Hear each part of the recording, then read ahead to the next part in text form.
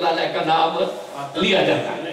لیکن جو زمانی ترتیب اور عملی کام ہے نا، اور اس کے اعتبار سے جس شخصیت کو مجدد کہا گیا 13ویں صدی میں، وہ حضرت شاہ عبدالعزیز رحمت اللہ علیہ. اور شاہ عبدالعزیز رحمت اللہ علیہ کی شخصیت بھی کوئی چھوٹی شخصیت نہیں ہے، بہت بڑی شخصیت ہے. خاص طور پر انہوں نے تدریس کا کام کیا، وقت کے فتنوں کا مقابلہ کیا. مغل جب آخری مرحلوں میں تھے نا، تو جسے ہم تشیع کہتے ہیں، یہ بہت گہری جڑیں جو ہے وہ بنا رہا. اور اس چیز کو ہمارے جو جتنے بھی مجدد ہیں نا، وہ بڑی گہرائی سے محسوس کرتے رہے. مجدد الفسانی رحمت اللہ علیہ کا تشیع کے بارے میں بڑا کام ہے. میر عبد الواحد بلگرامی کا رویہ تو بہت ہی زیادہ سخت ہے تشیع کے بارے میں. اور پھر اس کے بعد شاہ عبدالعزیز رحمت اللہ علیہ نے اس چیز کو محسوس کیا. انہوں نے ایک مارکۃ الآراء کتاب لکھی، تحفہ اثنا عشریہ، جس میں انہوں نے اس چیز کو محسوس کیا کہ کسی وقت یہ چیز جو ہے وہ بہت بڑا فتنہ بن جائے. تو شاہ عبدالعزیز رحمت اللہ علیہ نے ایک تو فن حدیث کی بڑی خدمت کی، بے شمار شاگرد پیدا کیے، اور دین کے دعوت کو انہوں نے بر صغیر میں اطراف و اکناف تک. آج بھی بر صغیر میں کوئی شخص جب حدیث پڑھتا ہے نا، تو اگر اس کی سند شاہ عبدالعزیز سے متصل ہو جائے تو یہ بڑا اعزاز سمجھا جاتا ہے اور فخر سمجھا جاتا ہے کہ میری سند شاہ عبدالعزیز تک پہنچی. اب آ گئی پھر 14ویں صدی ہجری. 14ویں صدی ہجری میں بر صغیر پاک و ہند کا ایک بڑا اہم رول، اور بر صغیر پاک و ہند میں ایک معاملات خاص طور پر جو ہے وہ یہاں پہ بر صغیر پاک و ہند کا یہ ایک خطہ ہے کہ جس میں آج بھی اسلام کا ایک سپارک جو ہے وہ دوسرے علاقوں سے زیادہ ہے، اور رجحان ہے، رجوع ہے. اور آج بھی کوشش یہ ہوتی ہے کہ جو اصل اسلام ہے نا، اس تک لوگ پہنچنے کی بہرحال کوشش کرتے.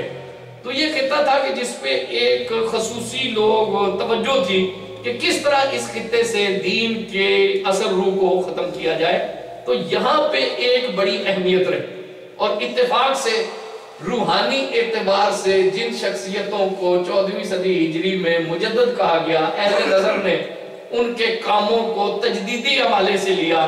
وہ تینوں شخصیتیں بر صغیر پاک و ہند میں پیدا ہوئی. تینوں شخصیتیں بر صغیر پاک و ہند میں پیدا ہوئی. زمانے کے اعتبار سے، مثال کے اعتبار سے سب سے پہلی شخصیت فاضل بریلوی امام احمد رضا خان رحمت اللہ علیہ کی. یہ دوسری شخصیت زمانی اعتبار سے حضرت سیدنا پیر مہر علی شاہ صاحب رحمت اللہ علیہ. اور تیسری شخصیت حضرت پیر جماعت علی شاہ صاحب محدث علی پوری کی. یہ تینوں شخصیتیں ایسی ہیں کہ جن کے کام تجدیدی نوعیت کے ہیں، ارباب باطن جانتے ہیں. کتابوں میں یہ اسرار میں موجود ہیں کہ اللہ تبارک و تعالیٰ نے ان تینوں شخصیتوں کو مجدد کے مقام پر فائز کرنا. اور حضرت پیر مہر علی شاہ صاحب رحمت اللہ علیہ کہ وہ جلیل القدر شخصیت ہے کہ جو قادیانی فتنہ ہے، اگر پیر مہر علی شاہ صاحب نہ نکلتے تو یہ جس جگہ پہ روک دیا تھا پیر مہر علی شاہ صاحب نے نا، یہ فتنہ پورے بر صغیر کو بہا کر لے جائے. حضرت پیر مہر علی شاہ صاحب جب مسند آرائے خلافت ہوئی، تو اس کے بعد آپ بیت اللہ شریف کی زیارت کے لیے، مدینہ شریف کی زیارت کے لیے آپ حجاز میں حاضر ہوئے. تو وہاں پہ ایک بہت ہی روحانی شخصیت حاجی امداد اللہ مہاجر مکی رحمت اللہ علیہ موجود. اور حاجی امداد اللہ مہاجر مکی وہ ہیں سلسلہ عالیہ چشتیہ صابریہ کے نامور شیوخ میں سے ہیں. اور عجیب بات یہ ہے کہ جتنے یہ شروع کے علماء دیوبند ہیں، یہ ان سے بیعت ہوئے. لیکن حاجی صاحب 1857 کے بعد ہجرت کر کے مکہ مکرمہ میں چلے گئے، اور پھر پیچھے سے پھر یہ قومپلیں جو ہیں نا، یہ اپنے طور پر پنپنی شروع ہوئی، اور معاملہ یہاں تک پہنچا کہ یہ انہوں نے اپنا ایک علیحدہ رستہ اختیار کیا. تو حاجی صاحب تک جب یہ بات پہنچی تو حاجی صاحب نے ایک رسالہ رقم کیا، اس کا نام ہے فیصلہ ہفت مسئلہ. فیصلہ ہفت مسئلہ، جس میں ان سے پوچھا گیا کہ یہ قیام کا مسئلہ کیا ہے، میلاد کا مسئلہ کیا ہے، یہ جو مسئلے آج لوگوں نے مناظرے کے مسئلے بنائے. تو حاجی صاحب نے اپنی رائے لکھ کر یہاں پر بھیجی. تو وہ رسالہ جب پڑھا نا، تو رشید احمد گنگوئی صاحب نے ارشاد فرمایا کہ حاجی صاحب طریقت میں ہمارے پیر ہیں، شریعت کا مسئلہ ان کو ہم سے پوچھنا چاہیے۔ حاجی صاحب طریقت میں ہمارے پیر ہیں، شریعت کا مسئلہ ان کو ہم سے پوچھنا چاہیے۔ پیر کو پڑھا رہے ہیں، پیر کو بتا رہے ہیں، پیر کو کہہ رہے ہیں کہ نہیں شریعت تم ہم سے پوچھو، یہ طریقت میں تم ہمارے رہنما، شریعت کا مسئلہ تم ہم سے پوچھو۔ اسے خدا بھی سمجھنا جہان مستی کا، اسے خدا بھی سمجھنا جہان مستی کا، پھر اس سے بات بھی کرنے کا حوصلہ رکھنا۔ یہ پیر کہے کہ یہ رستہ ہے اور مرید کہے کہ جناب یہ شریعت ہے، آپ اسے نہیں جانتے، آپ طریقت کو جانتے ہیں، شریعت کو نہیں جانتے۔ جی تو کوئی ایسا بھی پیر طریقت ہوتا ہے جو خلاف شریعت ہو؟ ہمارے دوست مہربان بزرگ اقبال فاروقی، تو وہ مذاق سے کہتے ہیں کہ یہ پیر طریقت خلاف شریعت، کہ حضرت پیر طریقت خلاف شریعت، کوئی ایسا پیر طریقت بھی ہوتا ہے جو خلاف شریعت ہو؟ جی تو رشید احمد گنگوئی صاحب نے کیا ارشاد فرمایا کہ حاجی صاحب ہمارے طریقت کے پیر ہیں، انہیں چاہیے کہ شریعت کا مسئلہ وہ ہم سے پوچھیں۔ تو فیصلہ ہفت مسئلہ انہوں نے دیکھا نا، تو جتنے وہ رسالے آئے ہوئے تھے نا، جو شاگرد پڑھتے تھے ان کو کہا کہ جاؤ اور قبرستان میں جا کر دفن کرو، جی جاؤ اور قبرستان میں۔ تو وہ شاگرد جو یہ ڈیوٹی انجام دینے کے لیے گئے، ان میں ایک ہیں حسن نظامی، حسن نظامی ان سے پڑھتے ہیں۔ تو حسن نظامی نے 2 رسالے جو ہے نا وہ پار کر لیے، باقی دفن کر لیے، تو 2 رسالے انہوں نے پار کر لیے۔ مولانا اشرف علی تھانوی صاحب کو پتہ چلا کہ اس طرح واقعہ ہوا ہے، تو حسن نظامی نے انہیں بتایا، تو انہوں نے کہا کہ وہ مجھے رسالے دے دو، جی تو 2 عام انعام کے طور پہ انہوں نے حسن نظامی کو دیا کہ آپ نے بڑا یہ کارنامہ انجام دیا ہے۔ جی انہیں کچھ خدا کا خوف ہوا، انہوں نے اپنے پیر کے رسالے کو قائم رکھا اور رہنے دیا، ورنہ رشید احمد گنگوئی صاحب نے اپنے پیر کے رسالے کا کیا حشر کیا، انہوں نے کہا کہ اس کو جا کے قبرستان میں دفن کر دیں، تو نہ رہے گا باز، نہ بجے گی بانسری۔ جی اور ماشاءاللہ ہمارے دوستوں کے حلقے میں انہیں کہا جاتا ہے کتب الکتاب رشید احمد گنگوئی، کتب الکتاب۔ جی تو اب خود اندازہ لگا کہ کتب الکتاب صاحب کی ماشاءاللہ یہ حرکت۔ جی تو یہ دیکھیں کہ کس قسم کے فتنے جو تھے بر صغیر میں پیدا ہو رہے ہیں۔ تو پھر میرے علی شاہ صاحب رحمۃ اللہ علیہ بات یہاں سے چلی کہ حاجی امداد اللہ مہاجر مکی وہاں پہ تھے، پیر صاحب ان کی خدمت میں بھی حاضر ہوتے تھے، ان کی محفل میں بڑے خوش ہوئے پیر صاحب سے اور ان کی باتیں سن کر۔ تو انہوں نے پیر صاحب کو سلسلہ عالیہ چشتیہ صابریہ کی خلافت لے کر عطا فرمائی۔ تو پیر صاحب نے ارشاد فرمایا کہ مجھے ضرورت نہیں ہے، مجھے جو شمس العارفین سیالوی نے عطا فرما دیا میرے لیے کافی۔ تو حاجی صاحب نے فرمایا کہ یہ ہمارے سلسلے کے لیے اعزاز کی بات ہوگی کہ آپ جیسا شخص ہمارے سلسلے میں بھی مجاز ہے، یہ ہمارے سلسلے کے لیے اعزاز کی بات ہوگی۔ پھر پیر میر علی شاہ صاحب نے یہ ارادہ کیا کہ وہ وہیں پہ ٹھہر جائیں، حجاز میں رہے، حرم شریف میں رہے، مدینہ شریف میں رہے۔ تو یہ دیکھیے درویش کا ویژن کیا ہوتا ہے۔ حاجی امداد اللہ مہاجر مکی رحمت اللہ علیہ نے فرمایا کہ مہر علی شاہ بر صغیر میں ایک فتنہ پیدا ہونے والا اور اللہ نے اس فتنے کی سرکوبی تمہارے مقدر میں رکھی، آپ چلے جائیں، اگر آپ میدان عمل میں نہیں نکلیں گے نا، اپنی خانقاہ میں خاموش بیٹھے رہیں گے، پھر بھی آپ کے وجود کی برکت سے وہ فتنہ ایک حد سے زیادہ نہیں بڑھے۔ اور آپ آئے، وہ فتنہ کیا تھا؟ وہ قادیانیت کا فتنہ، وہ قادیانیت کا فتنہ تھا۔ یہ ایک بہت بڑا فتنہ ہے، اور اگر پیر مہر علی شاہ صاحب رحمت اللہ علیہ اس وقت میدان عمل میں نہ آتے اور اس کو نہ روکتے تو ہم اندازہ نہیں لگا سکتے کہ یہ سیلاب جو ہے وہ بر صغیر کو کس طرح زیر و زبر کر دیتا۔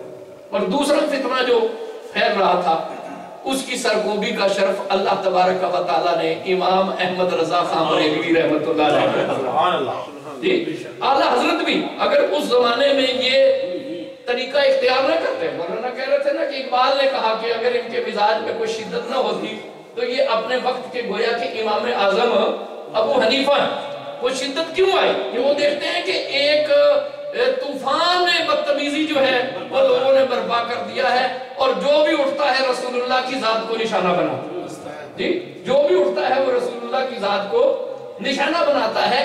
کوثر نیازی نے ایک بڑی خوبصورت بات لکھ دی، اس نے کہا کہ وہ کہتے ہیں کہ احمد رضا خان کے رویے میں ذرا شدت ہے اور غصہ ہے، وہ کہتے ہیں اصل میں ان لوگوں نے کسی سے محبت نہیں کی.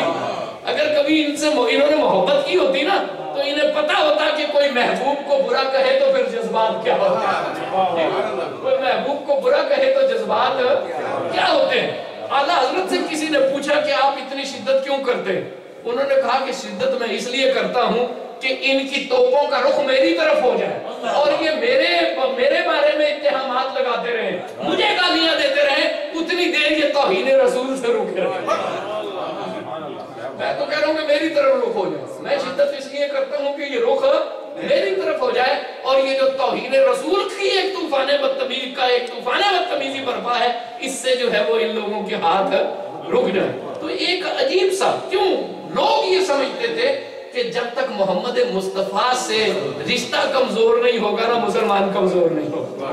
جی کیونکہ محبت رسول جو ہے اس کا تو ایک اپنا معجزہ ہے نا، اس کا تو ایک اپنا معجزہ ہے، ایک اپنی تاثیر ہے. یہ دیکھو نا، یہ محبت رسول ہے نا، ایک گمنام نوجوان ترخان کا پتر، اسے کوئی جانتا ہی نہیں، وہ کوئی عالم نہیں ہے، وہ ابجد ناشناس ہے، وہ ناظرہ قرآن بھی نہیں پڑھا ہوا.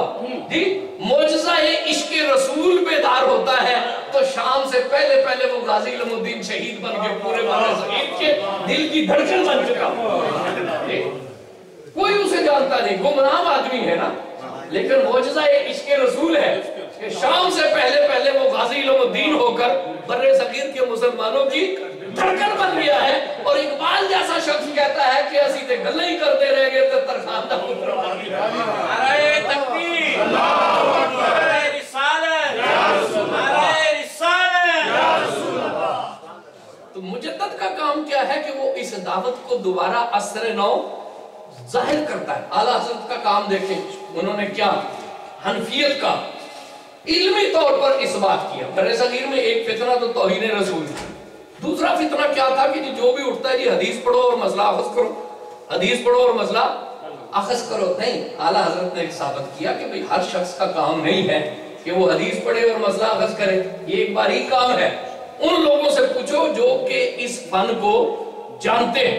تو ایک تو خود اعلیٰ حضرت نے کہا کہ دو بڑے مبارک فن ہیں، اور ایک تو یہ فتنہ ہے توہین رسول کو روکنا، دوسرا یہ کہ فقہ کا اثبات کرنا. یہ ایک بڑا فتنہ جو ہے وہ بر صغیر میں پھیلتا چلا جا رہا تھا.